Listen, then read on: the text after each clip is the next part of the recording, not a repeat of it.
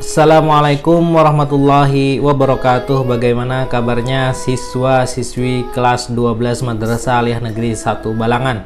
Semoga selalu sehat dan tetap bersemangat di dalam melakukan pembelajaran jarak jauh seperti saat ini.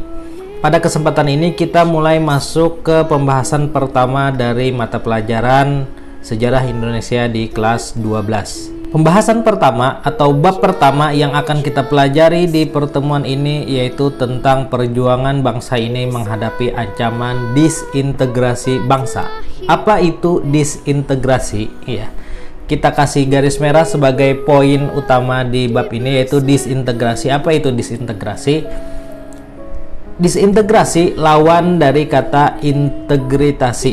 Ya, secara bahasa, menurut Kamus Besar Bahasa Indonesia, integritasi memiliki arti penyatuan, pembauran, berpadu menjadi satu kesatuan. Adapun disintegrasi, menurut Kamus Besar Bahasa Indonesia memiliki arti keadaan tidak bersatu, terpecah belah, memisahkan diri, atau perpecahan. Maksud dari pembahasan di bab ini yaitu kita akan mempelajari tentang ancaman-ancaman yang pernah dihadapi oleh bangsa kita yang terkait dengan disintegrasi bangsa. Ketika bangsa ini memproklamirkan kemerdekaan pada tanggal 17 Agustus 1945, apakah lantas bangsa ini merdeka seutuhnya? Tidak. Tetapi banyak ancaman-ancaman yang mengganggu stabilitas kemerdekaan bangsa kita, baik dari luar maupun dari dalam. Dari luar, misalkan negara Belanda masih ingin mencoba menjajah Indonesia lagi dengan agresi-agresi militernya. Adapun dari dalam, ada usaha-usaha yang mengancam persatuan bangsa ini, baik yang berkaitan dengan ideologi atau kepentingan atau ketidakpuasan terhadap sistem pemerintahan yang baru lahir ini. Presiden Soekarno pernah mengatakan, "Perjuanganku lebih mudah karena melawan penjajah, tetapi perjuangan kalian akan lebih berat karena melawan saudara sendiri." Ya, hal yang paling kita takutkan di dalam kehidupan berbangsa dan bernegara adalah perpecahan dan permusuhan sesama anak bangsa. Itu dapat mengganggu keutuhan dan kesatuan bangsa ini.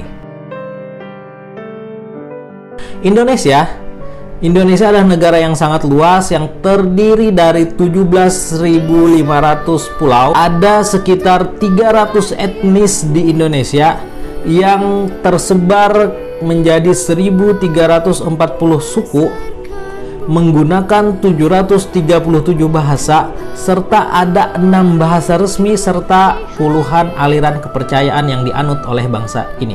Nah, kebesaran bangsa Indonesia ini dapat menimbulkan gejolak konflik, terutama yang berkaitan dengan sara. Ya, apa itu sara?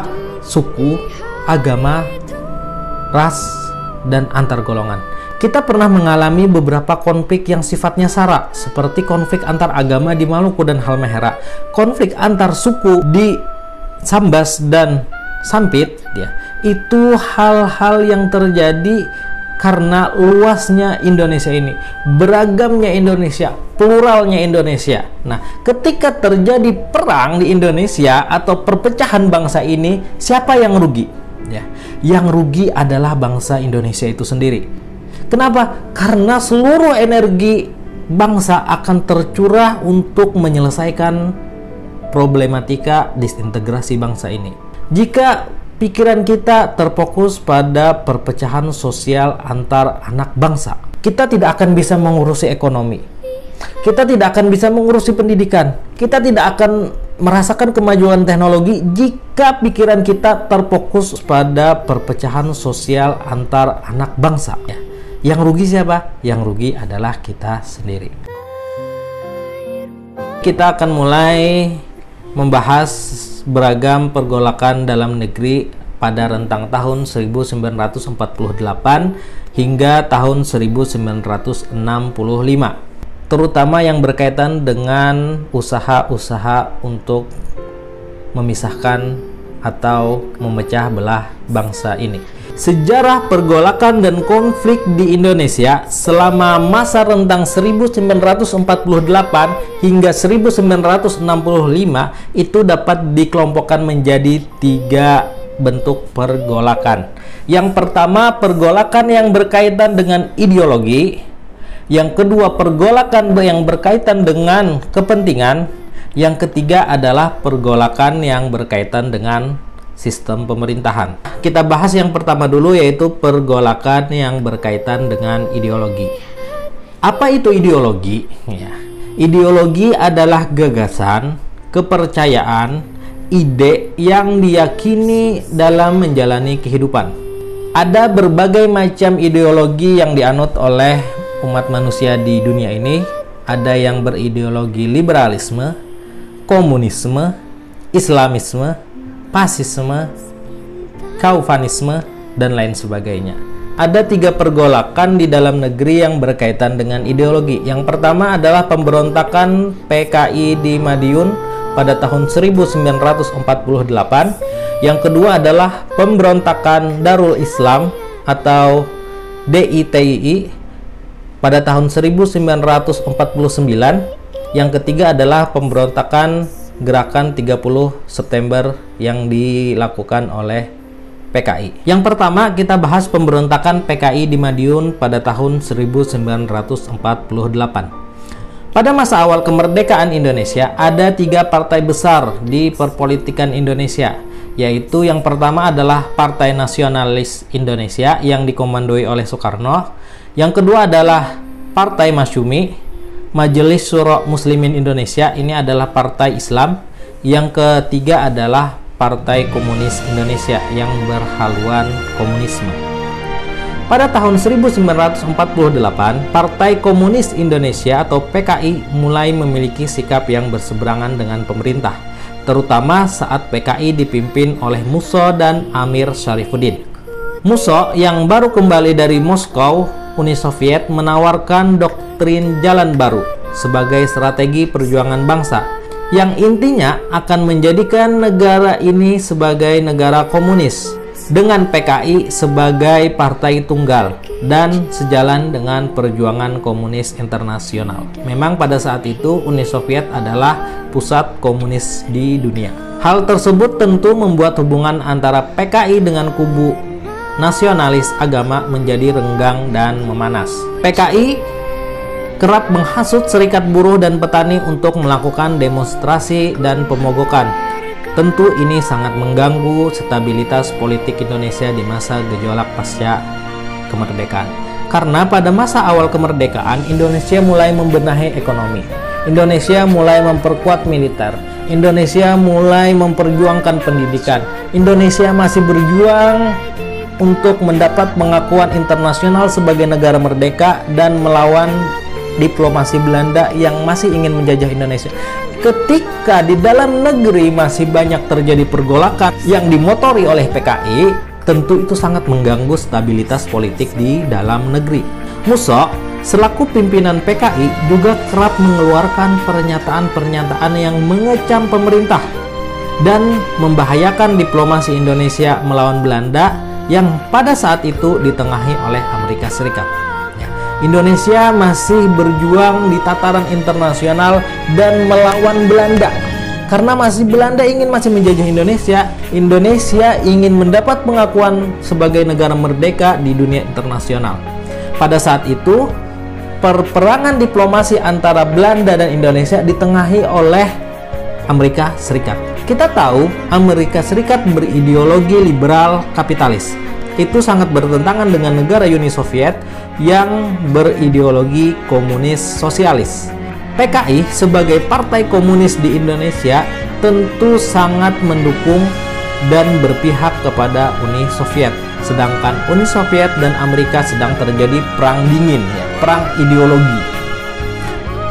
Kalau Indonesia lebih banyak memihak Soviet, tentu Amerika Serikat akan menjaga jarak dan tidak akan membantu diplomasi Indonesia dalam melawan Belanda. Pertikaian antar ideologi yang tajam berujung pada pecahnya pemberontakan PKI di Madiun pada tanggal 18 September tahun 1948. Musso sebagai pimpinan PKI memproklamirkan negara Republik Soviet Indonesia. Tentu, ketika seseorang atau kelompok memproklamirkan negara di dalam negara yang sedang berdaulat, itu adalah pemberontakan. Apa yang dilakukan oleh Indonesia? Sebelum melakukan operasi militer, Indonesia terlebih dahulu melakukan diplomasi dan dialog kepada Musso dan PKI agar segera menghentikan gerakan pemberontakan mereka. Indonesia bahkan mengirimkan Tan Malaka, seorang tokoh komunis di Indonesia pada saat itu, untuk membujuk Musso agar menghentikan pemberontakan mereka. Tetapi Musso tetap tidak bergeming dan melanjutkan pemberontakannya melawan pemerintah Indonesia. Pemerintah kemudian melancarkan operasi militer di Madiun dan berhasil mendesak kekuatan PKI. Puncaknya saat Musso tewas tertembak dan Amir Saripudin juga tertangkap serta dijatuhi hukuman mati. Tokoh-tokoh muda PKI seperti Aidit dan Lukman berhasil melarikan diri. Operasi militer dinyatakan selesai pada November tahun 1948. Di sini pemberontakan PKI di Madiun selesai. Ya. Tetapi PKI sebagai partai politik masih diakui dan diperbolehkan untuk melakukan aktivitas politiknya di Indonesia. Yang kedua, pemberontakan yang kedua yang berkaitan dengan ideologi adalah pemberontakan Darul Islam atau DITII, Darul Islam, Tentara Islam Indonesia. Latar belakangnya apa? Latar belakang dari pemberontakan DITII yaitu diawali dengan perjanjian Renville, perjanjian antara Indonesia dan Belanda.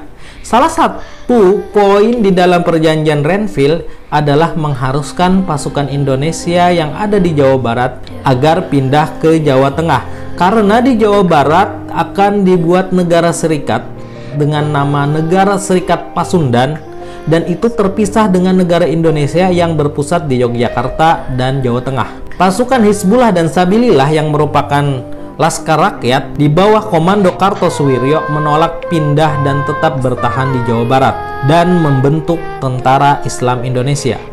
Kekosongan pemerintahan di Jawa Barat ya karena pejabat pemerintah Jawa Barat dan tentara Republik Indonesia yang ada di Jawa Barat, khususnya divisi Siliwangi, itu sudah pindah ke Jawa Tengah. Akhirnya di Jawa Barat terjadi kekosongan pemerintahan.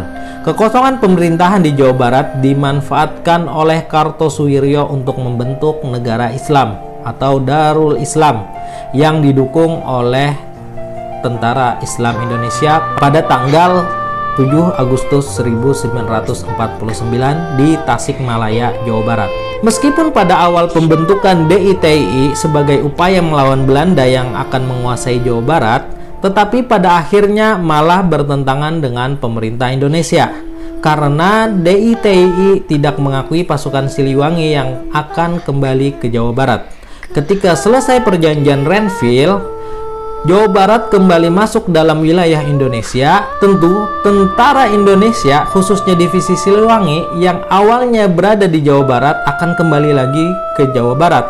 Nah, itu ditolak dan terjadi clash atau pertentangan dengan Tentara Islam Indonesia yang pada awal terbentuknya berada di Jawa Barat. Gerakan DITII yang dikomandoi oleh Kartosuwiryo kemudian menyebar ke beberapa daerah. Di antaranya adalah Jawa Tengah, dipimpin oleh Amir Patah. Kemudian di Sulawesi Selatan yang dipimpin oleh Kahar Muzakkar. Di Kalimantan Selatan dipimpin oleh Ibnu Hajar. Dan di Aceh dipimpin oleh Daud Birh. Pada akhirnya Kartosuwiryo berhasil ditangkap pada tahun 1962. Ia lalu dijatuhi hukuman mati yang menandai berakhirnya pemberontakan DITII. Pemberontakan ketiga yang berkaitan dengan ideologi adalah pemberontakan Gerakan 30 September yang didalangi oleh Partai Komunis Indonesia atau istilahnya G30S PKI. Latar belakang terjadinya pemberontakan G30 SPKI yaitu adanya persaingan antara PKI dan Angkatan Darat dalam percaturan politik di Indonesia. Sejak tahun 1960, hubungan Presiden Soekarno dan PKI semakin mesra. Hal itu membuat hubungan Soekarno dengan partai lain, khususnya Masyumi dan PSI dan partai lainnya, serta dengan Angkatan Darat semakin renggang dan jauh. Kekuasaan dan pengaruh PKI baik di tingkat pusat maupun di masyarakat itu semakin meluas. Di tingkat pemerintah pusat, PKI semakin dekat dengan Soekarno. Banyak tokoh PKI yang menjadi anggota kabinet dan parlemen di era Soekarno. Dan di masyarakat, pengaruh ideologi komunis di kalangan buruh dan petani itu semakin meluas dan masif. Sehingga banyak terjadi pertentangan antara pendukung PKI dan masyarakat yang anti komunis sampai berujung pada konfrontasi fisik. Banyak terjadi pertentangan antara PKI dan kaum santri, banyak terjadi pertentangan antara PKI dan Angkatan Darat, bahkan juga terjadi pertentangan antara PKI dengan pejabat daerah yang tidak suka dengan gerakan komunisme. Proses G30 SPKI diawali oleh Letkol Untung, seorang perwira tentara yang dekat dengan PKI, memimpin pasukan pemberontak untuk melakukan gerakan 30 September dengan menculik para perwira tentara. Sebelum terjadinya gerakan 30 September ini, ada isu berhembus bahwa akan ada kudeta yang dilakukan oleh para jenderal terhadap pemerintahan Soekarno, ya. Karena memang pada saat itu hubungan antara para jenderal dengan Soekarno itu agak jauh, ya, agak renggang, karena PKI berada di balik bayang-bayangnya Soekarno. Tidak ada yang tahu dari mana isu ini muncul, tetapi itu menjadi landasan bagi para tokoh PKI untuk melakukan gerakan 30 September ini. Mereka melakukan penculikan terhadap para perwira tentara. Para korban tersebut disiksa dan disuruh mengaku sebagai anggota Dewan Jenderal yang akan melakukan kudeta terhadap pemerintahan Soekarno. Sehingga akhirnya para korban tersebut disiksa dengan kejam dan dibunuh. Jenazah para korban tersebut dimasukkan ke dalam sumur tua di daerah Lubang Buaya, Jakarta. Nah, ini adalah korban-korban dari gerakan 30 SPKI. Yang pertama ada Letnan Jenderal Ahmad Yani selaku Panglima Angkatan Darat. Yang kedua ada Maijen S. Parman, ada Maijen Suprapto, ada Letnan Kolonel Sugiono, ada Mayor Jenderal MT Haryono, ada Brigadir Jenderal Sutoyo S, ada Kapten Pierre Andreas Tandean, Kolonel Katamso, Brigjen DI Panjaitan, dan ada satu orang perwira polisi, Brigadir Polisi KS Tubun. Meskipun ada beberapa tokoh lain yang selamat, diantaranya yaitu adalah Jenderal Abdul Haris Nasution, meskipun yang menjadi korban adalah anak beliau yaitu Ade Irma Suryani dan ajudannya yaitu Kapten Pierre Andreas Tandean. Nah, korban-korban PKI ini kemudian diangkat dan dijadikan sebagai pahlawan revolusi. Sosok mereka dijadikan monumen perjuangan di daerah Lubang Buaya, Jakarta. Bagaimana cara penumpasan gerakan 30 SPKI? Di situasi yang sedang kacau, Panglima Komando Strategi Angkatan Darat yang saat itu adalah Mayor Jenderal Soeharto mengambil alih kepemimpinan Angkatan Darat. Karena Jenderal Ahmad Yani selaku Panglima Angkatan Darat tidak diketahui keadaannya. Setelah berhasil menghimpun kekuatan pasukan yang tetap setia dengan Pancasila, Maijen Soeharto mulai melakukan penumpasan G30 SPKI. Tidak hanya di Jakarta, bahkan sampai ke daerah-daerah, dibantu juga oleh masyarakat yang tidak senang dengan gerakan PKI. Adapun tokoh-tokoh PKI yang berperan di gerakan 30 SPKI ini adalah yang pertama DN Aidit selaku pimpinan PKI atau otak di balik gerakan ini. Yang kedua adalah Letkol Untung selaku eksekutor maupun aktor di lapangan dari gerakan 30 SPKI ini. Ini adalah 3 pemberontakan yang berkaitan dengan ideologi. Yang pertama adalah pemberontakan PKI di Madiun pada tahun 1948 yang ingin merubah ideologi Pancasila menjadi komunisme. Yang kedua adalah pemberontakan DITI yang akan merubah ideologi Pancasila menjadi negara Islam. Yang ketiga adalah gerakan 30 SPKI yang kembali dilakukan oleh PKI untuk merubah Indonesia menjadi negara komunis. Itu saja dulu yang kita bahas pada saat ini. Kurang lebihnya mohon maaf. Wabillahi taufiq wal hidayah. Waridho wal inayah. Assalamualaikum warahmatullahi wabarakatuh.